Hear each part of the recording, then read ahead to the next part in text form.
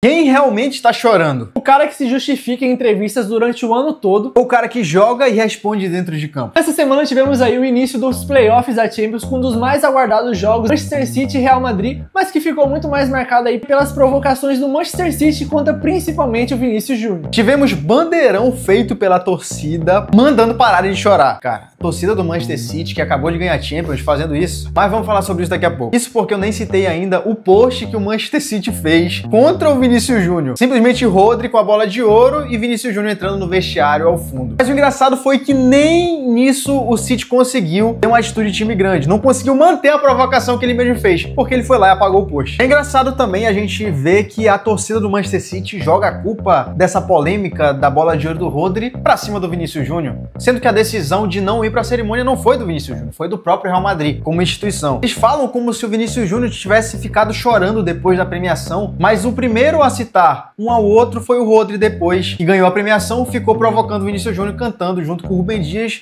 no jantar após o prêmio.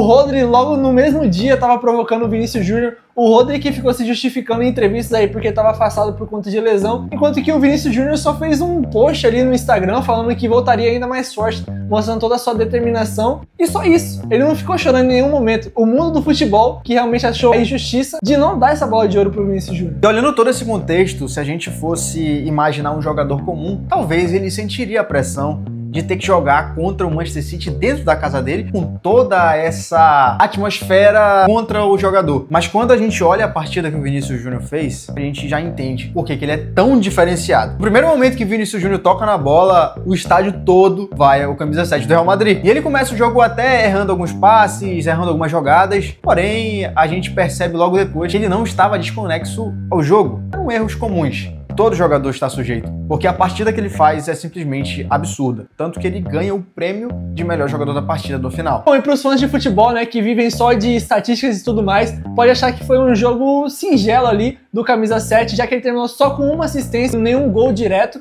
Só que foi muito pelo contrário. Durante os 90 minutos, o Vinícius Júnior foi o jogador mais perigoso ali dentro de campo das duas equipes. Foi crucial essa virada aí do Real Madrid durante a partida. Se a gente for parar pra pensar em questões numéricas, a temporada do Vinícius Júnior não é tão boa quanto a temporada passada, na qual ele foi eleito o The Best pela FIFA. E obviamente, como a gente falou aqui, foi roubado na cerimônia da bola de ouro. Mas mesmo assim, a temporada dele continua assustadora. É incrível a capacidade de aparição do Vinícius Júnior nos jogos decisivos que o Real Madrid precisou dele na Champions. É totalmente lógico que essa queda em números de participação direta em gols fosse cair em relação à temporada passada, até porque o ataque do Real Madrid está muito mais povoado, né? Com a chegada ali do Mbappé, o Rodrigo sendo titular absoluto ali. Então são 4 jogadores agora. É natural que essa concentração ali no Vinícius Júnior iria diminuir, mas ainda assim ele consegue ser o que mais destoa ali naquele ataque. E destoando também em questão de personalidade, né? Porque o Vinícius Júnior apontando para as 15 Champions, para a torcida que estava enchendo o saco dele, foi um dos pontos altos do jogo, na minha opinião. É bom a gente deixar claro que os torcedores do Manchester City provocaram ele na bola, isso faz parte do jogo. Assim também como faz parte responder dentro de campo, como o Vinícius Júnior fez, nessa rivalidade unilateral que os torcedores do Manchester City acabaram criando em prol do Vinícius Júnior e Real Madrid. A gente falou unilateral, né, porque dá pra ver uma tentativa do City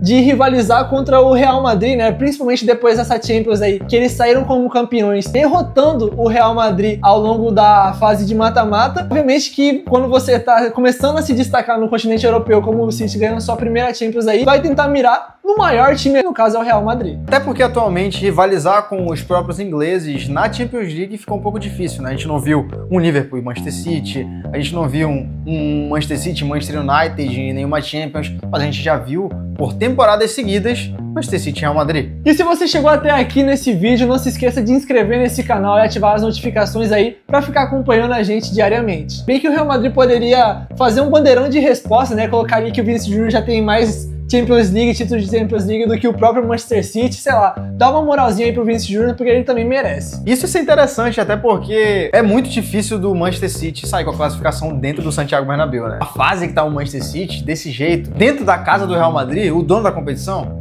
acabou. Vamos ser sinceros, né?